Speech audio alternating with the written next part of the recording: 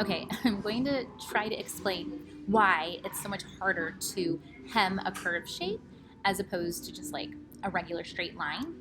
So in this class, you guys started, hemming just regular rectangles, and so we have this black rectangle cut out, and you have your raw edge right here, and then you fold it on this red fold line, and then that brings the black raw edge basically to meet where the blue line is. So you're taking something that is, let's see here, this is 391 points.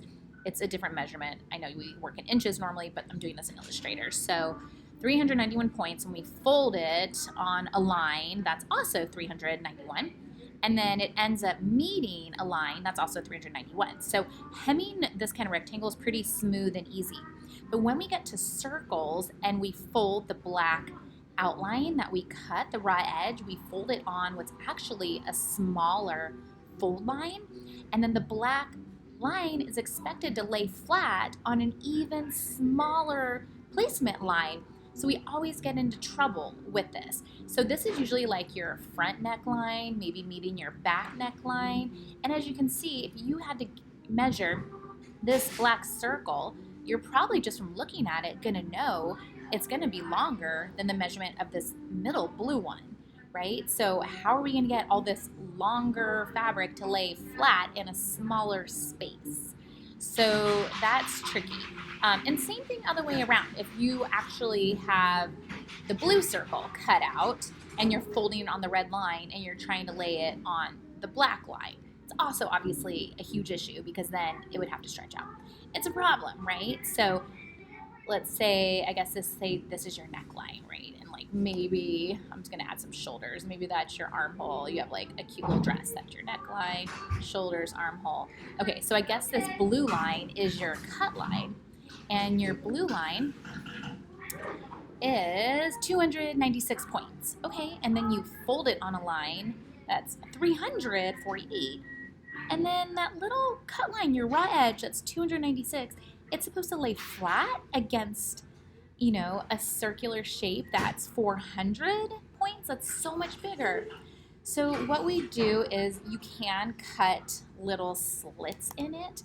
So if you just get your scissors and just kind of go chip and snip, snip, snip right up to that fold line, then after it folds, basically what it does is that blue line will end up spreading open.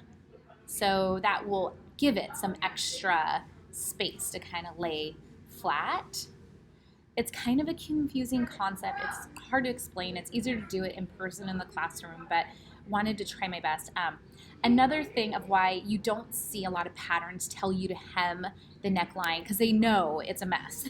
So they'll have you line it. And yeah, you can fully line the garment. That might take a lot of fabric, but it's way easier to sew a lining to your fabric, to the outer dress around the neckline, and then flip it, because then they're exactly the same curve length. You don't have to worry about this problem.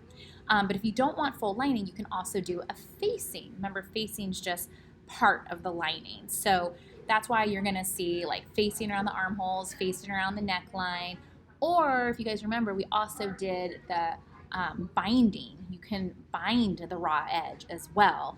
That's another trick too. So yeah, this is going to be happening to you over and over again. It's really hard to hem curves, so people come up with different ways to deal with the problem, but I just want to try to explain it to you in further detail and remind you of your options of sewing a facing or sewing a binding or snipping your edges so that the raw edge can spread out. But anyways, this is definitely open for discussion. I'd love to hear your feedback.